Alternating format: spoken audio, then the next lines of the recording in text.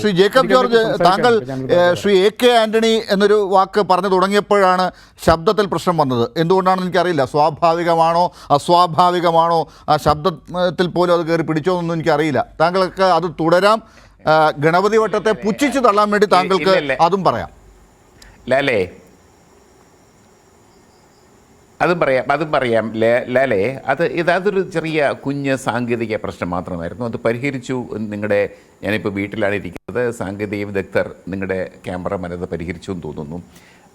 ഞാൻ AK ആൻ്റണിയെ കേരളത്തിൻ്റെ ഒരു പൊളിറ്റിക്കൽ മോഡലായിട്ട് തന്നെ, ഞാനും ആൻ്റണിയുമായിട്ട് പല തവണ വഴക്കുണ്ടാക്കിയിട്ടുണ്ട്. എന്നോട് വഴക്കുണ്ടാക്കിയിട്ടുണ്ട് അദ്ദേഹം, ഞാനും വഴക്കുണ്ടാക്കിയിട്ടുണ്ട്. അത് കാര്യം വേറെ. പക്ഷേ AK ആൻ്റണി എന്ന കോൺഗ്രസ് നേതാവ് കേരളത്തെ പുതിയ ഒരു രാഷ്ട്രീയ സംസ്കാരം പഠിപ്പിച്ചു. പ്രത്യേകിച്ച് കോൺഗ്രസിനെ അദ്ദേഹം ഒരു വലിയ രാഷ്ട്രീയ സംസ്കാരം പഠിപ്പിച്ചു. അത് അദ്ദേഹത്തെ പഠിപ്പിച്ചത് കോൺഗ്രസിനെ, അന്നത്തെ KUCF-നും യൂത്ത് കോൺഗ്രസിനുമൊക്കെ നേതൃത്വം കൊടുത്ത, അതിനെ മോൾഡ് ചെയ്ത് ഗ്രൂം ചെയ്ത് വളർത്തിയെടുത്ത MA ജോണാണ്. MA ജോൺ, പാലക്കാരൻ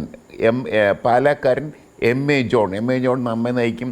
കോൺഗ്രസിൽ പിന്നെ അദ്ദേഹത്തിന് സ്ഥാനമില്ലാതായി എന്നതൊക്കെ ചരിത്രം. അദ്ദേഹത്തിൻ്റെ പേരാണ് MA ജോൺ നമ്മെ നയിക്കും എന്ന് പരിവർത്തനവാദികൾ ഇങ്ങനെ തെരുവുകളിൽ ഭിത്തികളിലൊക്കെ എഴുതി വെച്ചിരുന്നത്. അദ്ദേഹം പറഞ്ഞു കൊടുത്തു, KUCF-ൻ്റെയും യൂത്ത് കോൺഗ്രസിൻ്റെയും നേതാക്കൾ ഒരു സമുദായ നേതാക്കന്മാരുടെയും തിണ്ണ നിരങ്ങാൻ പോകരുത് എന്ന് പഠിപ്പിച്ചു. AK ആൻ്റണി എങ്ങനെയാണ് വളർന്നത്? ആൻ്റണി 42-ാമത്തെ വയസ്സിലും മറ്റുമാണ് കല്യാണം കഴിച്ചത്. KJ ജേക്കബേ, ആ കല്യാണം ഞാൻ റിപ്പോർട്ട് ചെയ്യാൻ പോയി. എവിടെയെന്നറിയാമോ കല്യാണം നടന്നത്? പള്ളിയില്ല, പട്ടക്കാരനില്ല, സുറിയാനി ക്രിസ്ത്യാനിയായ AK ആൻ്റണി കല്യാണം കഴിച്ചത് ഉമ്മൻചാണ്ടിയുടെ വീട്ടിലിരുന്നാണ്. രജിസ്ട്രാറെ വിളിച്ചു വരുത്തി സർക്കാർ രജിസ്റ്ററിൽ ഒപ്പ് വെച്ചാണ് അദ്ദേഹം കല്യാണം കഴിച്ചത്. ഒരു പട്ടക്കാരനും ഉണ്ടായില്ല അവിടെ. ഒരു പാട്ടും പ്രാർത്ഥനയും മിന്നുകെട്ടിലും താലികെട്ടിലും മന്ത്രകൂടിയും ഒന്നും ഉണ്ടായില്ല. അതൊക്കെയാണ് അദ്ദേഹം കോൺഗ്രസ്സുകാരെ പഠിപ്പിച്ചത്. അതാണ് കേരള രാഷ്ട്രീയത്തെ അദ്ദേഹം പഠിപ്പിച്ചത്. അതുകൊണ്ടാണ് കോൺഗ്രസിൻ്റെ കേരള രാഷ്ട്രീയത്തിൽ ഒരു വലിയ സ്ഥാനം. പിന്നീട് നമ്മൾ ഏറ്റവും ഒടുവിൽ എലിസബത്ത് ആന്റണിയെ കുറിച്ച് കേട്ട വാർത്ത അവർ എവിടെ നിൽക്കുന്നതാണ് എന്നുള്ളത് നമ്മൾ കണ്ടതാണ്. അല്ലല്ല, എലിസബത്ത് ആന്റണിയെ നമുക്ക് കണക്കി കൂട്ടണ്ട. എലിസബത്ത് ആന്റണി രാഷ്ട്രീയക്കാരിയല്ല. എലിസബത്ത് ആന്റണി രാഷ്ട്രീയം പറയുന്നയാളല്ല. അദ്ദേഹത്തിൻ്റെ മൂത്ത മകൻ അനിൽ K ആൻ്റണി രാഷ്ട്രീയം പറയാൻ തുടങ്ങിയത്, രാഷ്ട്രീയത്തിൻ്റെ ഹരിശ്രീ പറയാൻ തുടങ്ങിയത്, ദയനീയമെന്ന് പറയട്ടെ, കാവി ഉടുപ്പിട്ട് കുറിയും തൊട്ട് ഹിന്ദു രാഷ്ട്രീയം പറയാനാണ് അദ്ദേഹം തുടങ്ങിയത്. അതിലേക്കാണ് ഞാൻ വരുന്നത്.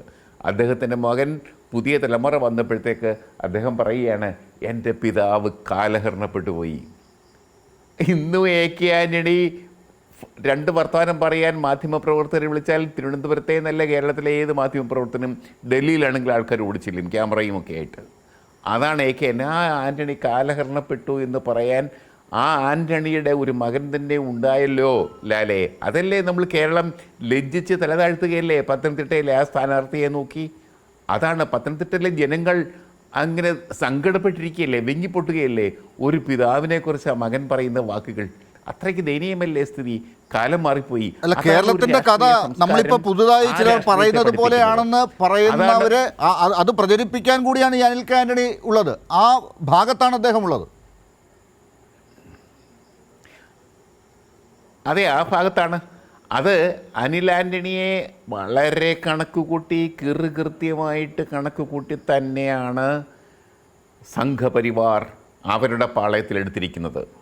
ആ കണക്കുകൂട്ടലോടുകൂടി തന്നെയാണ് പത്തനംതിട്ട പോലെ ഒരു മണ്ഡലത്തെ തിരഞ്ഞെടുത്ത് അനിൽ ആൻ്റണിയെ ഏൽപ്പിക്കുന്നത്. അതിനകത്ത് വലിയ കണക്കുകൂട്ടലുണ്ട്. ആ പത്തനംതിട്ടയിലാണ് 1983 നിലയ്ക്കൽ പ്രക്ഷോഭം, ക്രിസ്ത്യാനികൾക്കെതിരെ ചില വർഗീയവാദികൾ വലിയ പ്രക്ഷോഭം അഴിച്ചുവിട്ടത്, വലിയ ഭീഷണി അഴിച്ചുവിട്ടത്. നിലയ്ക്കൽ പള്ളിയുടെ പേരിൽ ശബരിമലയുടെ പൂങ്കാവനത്തിൽ ക്രിസ്ത്യാനികൾ കാലുകുത്തുകയെന്ന് വെല്ലുവിളിച്ചും കൊണ്ട് തീവ്രവാദികൾ ഒരു പുതിയ മുന്നേറ്റവുമായി ഇറങ്ങിയത് അതേ പത്തനംതിട്ടയിലാണെന്നോർക്കണം. ഇന്നിപ്പോൾ അതേ പത്തനംതിട്ടയിൽ അനിൽ കെ ആൻ്റണി ആൻ്റണിയുടെ മൂത്ത ആദ്യജാതനായ മകൻ അനിൽ കെ ആൻ്റണി നിർത്തി വേറൊരു ഘട്ടം പരീക്ഷണത്തിലേക്ക് കടക്കുകയാണ്. തീർച്ചയായിട്ടും ഈ പരീക്ഷണങ്ങൾ ഇങ്ങനെ മാറി മാറി നോക്കിക്കൊണ്ടിരിക്കുകയാണ്, ഓരോന്നും പരീക്ഷിക്കുകയാണ്. സുരേന്ദ്രൻ ഗണപതി വട്ടം എന്ന് പറയുന്നത് ഒരു പുതിയ പരീക്ഷണമാണ്. സുൽത്താൻ ബത്തേരി പരീക്ഷണം, ഗണപതി വട്ടം പരീക്ഷണം, ആ പരീക്ഷണത്തെ തീർച്ചയായിട്ടും വയനാട്ടിലെ ജനങ്ങൾ അതിജീവിക്കും. അത് അദ്ദേഹം പറയുന്നുണ്ട്, ഞാൻ ജയിച്ചാൽ, അതാണല്ലേ പ്രധാനം, ഞാൻ ജയിച്ചാൽ ഗണപതി വട്ടം എന്നാക്കും സുൽത്താൻ ബത്തേരിയുടെ പേര്. ജയിച്ചിട്ടല്ലേ, ജനങ്ങളിപ്പോൾ അതാ സന്തോഷിക്കുന്നേ, ജയിച്ചിട്ടല്ലേ ആവത്തുള്ളൂ.